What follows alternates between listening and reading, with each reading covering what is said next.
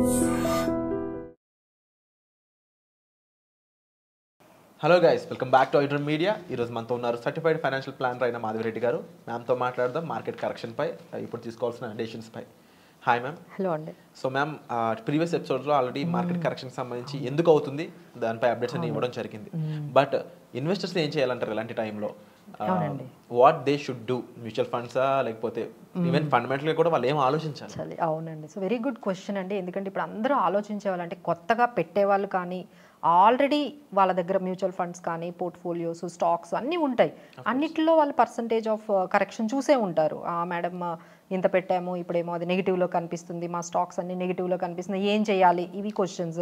అలానే కొత్త వాళ్ళు ఎలా ఆలోచిస్తారంటే, చాలా వరకు కరెక్ట్ అయింది కదా, అంటే 3000 పాయింట్స్ అంటే ఆల్మోస్ట్ 10-11% వరకు నిఫ్టీ కరెక్ట్ అయింది.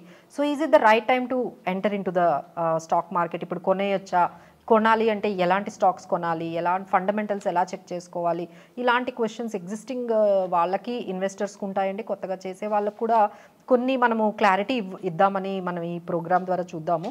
సో వాలటిలిటీ అనేది మార్కెట్లో కామన్ అండి. అంటే 5-10% మార్కెట్ అంటే ఇప్పుడు 10% కరెక్ట్ అయింది కదా, ఈ 10% అనేది ఎవ్రీ ఇయర్ 2 times జరుగుతుంది ఏదో ఒక టైంలో. So this is very common. అలానే 10-20% ఫాల్ ఎవ్రీ 2 yearsకి ఒకసారి జరుగుతూ ఉంటుంది. అలానే 20-30% ఫాల్ ఎవ్రీ 5 yearsకి ఒకసారి 30% ఫాల్ అనేది జరుగుతూ ఉంటుంది. సో ఏవైతే మనం ఈ కరెక్షన్స్ అంటున్నామో 10%, 20%, 30%, ఇవన్నీ కూడా ఎవ్రీ 1 year, 2 year, 3 year, 5 yearsలో జరుగుతూనే ఉంటాయండి. These are all part of parcel of our stock market జర్నీలో. ఇవన్నీ కూడా క్వైట్ కామన్. అంటే కొత్తగా వచ్చే వాళ్ళకైతే దిస్ వాజ్ లైక్ బిగ్, అదే మేము ఇప్పుడే స్టార్ట్ చేసామండి, ఇప్పుడు రాగానే మాకు నెగిటివ్ అయిపోయింది, మేము చాలా రోజులు ఆలోచించి ఇప్పుడే మ్యూచువల్ ఫండ్స్లో పెట్టామండి, ఇప్పుడు అదేమో నెగిటివ్లో కనిపిస్తుంది. సో ఇలా అనుకుంటూ కొత్త వాళ్ళకైతే ఇది చాలా కొంచెం డిఫికల్ట్గానే ఉంటుంది. ఈ సిచ్యువేషన్లో ఏం చేయాలి, మళ్ళీ ఎగ్జిట్ అయిపోదామని చాలామంది, ఇంకెందుకు ఇలా పెట్టగానే మళ్ళీ నెగిటివ్ కనిపిస్తుంది అని చెప్పి ఎగ్జిట్ అయిపోయిన వాళ్ళు ఉంటారండి. But what we do suggest, do not stop SIPs అండి. ఎస్ఐపీస్ మీరు ఏదైతే స్టార్ట్ చేశారో అవేమీ ఆపకండి, అవైతే కంటిన్యూ చేయండి. జస్ట్ ఆ ఎస్ఐపి స్కీమ్ ఒకసారి మీరు చెక్ చేసుకోండి, is it correct or not, అదొక్కటి. అలానే ఈ ప్యానిక్లో ఏంటంటే స్టాక్స్ అన్నీ కూడా సెల్ చేసేస్తూ ఉంటారు. సో అలా సెల్ చేయకుండా ఫండమెంటల్లీ స్ట్రాంగ్గా ఉన్న స్టాక్స్ అయితే మాత్రం please hold it for the long period. అసలు ఫండమెంటల్లీ స్ట్రాంగ్ ఏ స్టాక్స్ని అంటామో మనం ముందుగా ఇక్కడ మనం నేర్చుకుందాము. అలానే if you have cash, you can add some stocks at this kind of ఈ క్రాష్లో కానీ, ఈ ఫాల్లో కానీ ఏమైనా మీ దగ్గర క్యాష్ ఉన్నట్లయితే కొంచెం పెట్టుకోవచ్చండి. బట్ ఎందులో పెట్టాలి అనేది కూడా మనం చెప్దాము. సో ఫండమెంటల్లీ కొన్ని స్ట్రాంగ్ మ్యూచువల్ ఫండ్ స్కీమ్స్లో, అంటే కొత్తగా వచ్చే వాళ్ళకి డైరెక్ట్ అయితే మేము చెప్పమండి. అంటే డైరెక్ట్గా డీమ్యాట్ అకౌంట్ ఓపెన్ చేసేసుకోండి, మీరు ఈ స్టాక్స్ కొనుక్కోండి అనేది అయితే మేము సజెస్ట్ చేయము. ఎందుకంటే మార్కెట్ 10% కరెక్ట్ అయితే మా దగ్గర ఉన్న ఇన్వెస్టర్స్ అందరూ అబ్జర్వ్ చేసిందంటే, మేడం మా మ్యూచువల్ ఫండ్స్ ఓన్లీ 3% కరెక్ట్ అయ్యాయి. అంటే మనకి డైరెక్ట్ స్టాక్ మార్కెట్ ఎంతైతే పడిందో మన మ్యూచువల్ ఫండ్స్ ఎప్పుడు కూడా తక్కువ కరెక్ట్ అవుతాయి. So it's always safe get in to the mutual funds. ఇలాంటి కరెక్షన్స్లో కూడా మార్కెట్ 10% పడితే మీ మ్యూచువల్ ఫండ్ స్కీమ్ 3% పడుతుంది. సో ఇలా మనకి టాప్ మ్యూచువల్ ఫండ్ స్కీమ్స్ అంటే మనకి ఫ్లెక్సీ క్యాప్స్, పరాగ్ పరేక్, హెచ్డిఎఫ్సి, అలానే మనకి Kotak and HDFC mid caps, small caps అంటే నిపాన్ అండ్ హెచ్డిఎఫ్సి, అలానే లార్జ్ క్యాప్ మ్యూచువల్ ఫండ్స్లో పెట్టుకోవాలంటే ఐసిఐసిఐ, ఎస్బీఐ లార్జ్ క్యాప్, ఇలాంటి కొన్ని మనము ఈ mid cap, small cap, flexi cap ఇలాంటివి ఏమైనా ఉంటే ఏమీ మీరు దాన్ని ఆపకండి. Let it continue, the SIPs అయితే కంటిన్యూ అయితే చేయండి. ఆ తర్వాత స్టాక్స్ దగ్గరకు వచ్చేటప్పటికి ఏంటంటే మనం ఆల్రెడీ అంటే కొన్ని ఎగ్జాంపుల్స్ చెప్తా ఉండండి. మనం ఇలా స్టాక్ కొనగానే మీరు ఒక 500 పెట్టి కొన్నారు, అదేమో 300 అయింది, ఏం చేస్తారు? సో మేము కొన్ని ఎగ్జాంపుల్ చెప్తామండి. ఇప్పుడు ఐసిఐసిఐ అనేది 260 రూపీస్ నుంచి ఒక టైంలో 50 రూపీస్కి కూడా అయిపోయింది, మళ్ళీ 50 నుంచి now it is 1300 rupees.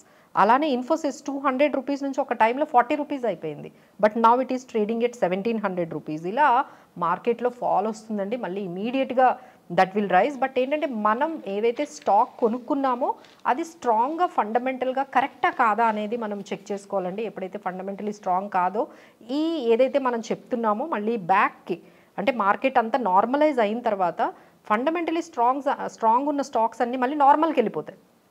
But ఏవైతే వీక్ ఉన్నాయో అవి అక్కడే ఉండిపోతాయి. లైక్ వోడాఫోన్ కానీ ఇలాంటి కొన్ని స్టాక్స్లో ఇంకేంటంటే మనకి ఎప్పటికీ కూడా మనకి పాజిటివిటీ అనేది కనిపించదు. ఈవెన్ మార్కెట్స్ అంతా కూడా పాజిటివ్ అయిపోయినా మీ స్టాక్ మాత్రం అక్కడే ఉండిపోతుంది. సో ఒక్కసారి ఫండమెంటల్లీ స్ట్రాంగ్ ఉన్నాయా లేవా మన స్టాక్స్ ఏవైతే మీరు మెయింటైన్ చేస్తున్నారో, సో దానికైతే మనము సేల్స్ అనేవి రెగ్యులర్గా ఆ కంపెనీ సేల్స్ ఇంక్రీజ్ అవుతున్నాయా లేదా అని చెక్ చేసుకోవాలండి. అలానే ప్రాఫిట్ మార్జిన్స్ కంటిన్యూస్గా క్వార్టర్ టు క్వార్టర్ ప్రాఫిట్స్ ఎలా ఇంక్రీజ్ అవుతున్నాయి అనేది చెక్ చేసుకోవాలి. డెట్, కంపెనీ డెట్ అనేది ఎప్పుడు కొంచెం లోగా ఉందా లేకపోతే డెట్స్ అనేవి చాలా ఎక్కువగా ఉన్నాయా, ఒక్కసారి ఆ డెట్ ఈక్విటీ రేషియో చూసుకోవాలండి. ROE అంటారు, రిటర్న్ ఆన్ ఈక్విటీ. అసలు మనం స్టాక్ మార్కెట్లో పెట్టేదే హై రిటర్న్స్ కోసం, ఎందుకంటే హై రిస్క్ తీసుకుంటున్నాం. సో కంపెనీ మనకి ఓన్లీ 10%, 5% రిటర్నే ఇచ్చిందనుకోండి, ఇంకా అందులో పెట్టడం కన్నా బ్యాంక్లో పెట్టుకోవడం మంచిది. సో ఆల్వేస్ ఏంటంటే ROE 15 to 20% ఒక రిటర్న్ ఆన్ ఈక్విటీ అనేది ఉన్నట్లయితే అది మనం స్ట్రాంగ్గా మనం చెప్పుకోవచ్చు. అలానే అన్నిటికన్నా ఇంపార్టెంట్ PE రేషియో అండి. PE రేషియో అంటే ఏంటంటే వాళ్ళు ఇచ్చే ఎర్నింగ్స్కి అక్కడ ఉన్న ప్రైజ్ ఎన్నిసార్లు ఉంది.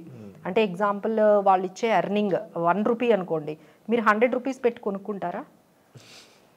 వాళ్ళు ఇచ్చే 1 రూపీ ఎర్నింగ్కి మనం 100 రూపీస్ పెట్టి కొనుక్కోము. అంటే ఎన్ని టైమ్స్ పెట్టి కొనుక్కోవచ్చు అంటే మార్కెట్ PE చూసుకుంటే 21 టైమ్స్ 22 టైమ్స్ అనేది కొంచెం పర్వాలేదండి. ఇంకా ఎక్కువ అయిపోయిందంటే మాత్రం కొంచెం అది కొంచెం స్పెక్యులేటివ్, అంటే ఎక్కువగా ఓవర్ ప్రైస్డ్ అనేది ఉంటుంది. So PE ratio, industry PE ratios అన్నీ చెక్ చేసుకోండి. మనం PE రేషియో తక్కువ ఉండాలి, ROE ఎక్కువ ఉండాలి. సో ఇలాంటి కొన్ని మీరు ఫండమెంటల్గా కొంచెం చెక్ చేసుకున్నారు అంటే మీరు ఈజీగా, అంటే అంత ఈజీ కాదు మనం చెప్పినంతగా అందరికీ రాదు, బట్ దే కెన్ లెర్న్. టోటల్గా కొంచెం ఏమైనా క్లాసెస్కి అలాంటి వాటికి అటెండ్ అయితే ఈ ఫండమెంటల్లీ స్ట్రాంగ్ స్టాక్స్ గురించి ఇంకొంచెం ఎలా మనం చెక్ చేసుకోవచ్చు అనేది మనం చెప్పొచ్చు. అలానే కొన్ని మనం ఎగ్జాంపుల్స్, ఇప్పుడు కోల్ ఇండియా ఉందనుకోండి, దాని ROE మనకి ఆల్మోస్ట్ 50% ఉంది, PE 7 ఎంత తక్కువ ఉంది చూడండి. అలానే మనకి BPCL ROE 40% ఉంటుంది, PE 9. So these are all like certain stocks will be there where you can have more ROE, return on equity, but PE is very less. అంటే మనకి చాలా పెద్ద కంపెనీలు, మంచి కంపెనీలు తక్కువ వాల్యుబుల్ ఉన్న ప్రైస్కి దొరుకుతుంటే అలాంటి స్టాక్స్ మీద మనము కాన్సన్ట్రేట్ చేయాలండి. So there is a very huge subject దీని గురించి. మనం ఒక 1-2 మినిట్స్లో అయితే ఒక 10 మినిట్స్లో చెప్పలేము. So they can learn. దాని గురించి మా దగ్గర కూడా చాలా మేము ట్రైనింగ్స్ కూడా ఇస్తూ ఉన్నాము. సో ఎవరైనా ఇంట్రెస్టెడ్ ఉంటే they can come and join with this kind of trainings తీసుకుంటే మీకు ఫ్యూచర్లో అసలు స్కీమ్స్ ఎలా సెలెక్ట్ చేసుకోవాలి, స్టాక్స్ ఎలా సెలెక్ట్ చేసుకోవాలనేది తెలుస్తుంది. Wonderful ma'am. సో మ్యామ్ చెప్పిన విధంగా ఈ స్టాక్ మార్కెట్లో మీరు అడుగుపెట్టి ఇన్వెస్టర్స్కి అవుతున్న టైంలో ముఖ్యంగా మీరు తెలుసుకోవాల్సింది సబ్జెక్ట్ నాలెడ్జ్, దానికి సంబంధించిన విషయాలన్నీ కూడా మ్యామ్ చెప్పడం జరిగింది. అవి నేర్చుకోవాలనుకున్నట్లయితే డిస్ప్లే అవుతున్న నెంబర్స్ కాల్ చేయడం ద్వారా రైట్ ప్రొఫెషనల్ దగ్గర మీరు విషయాలు నేర్చుకోవడం ద్వారా మంచి ఇన్ఫర్మేషన్ అనేది మీరు పొందుతారు. దానివల్ల భయపడడం అనేది ముందు ఆపుతారు. దానివల్ల you will be healthy and you can also make right investments అనమాట. So thank you so much.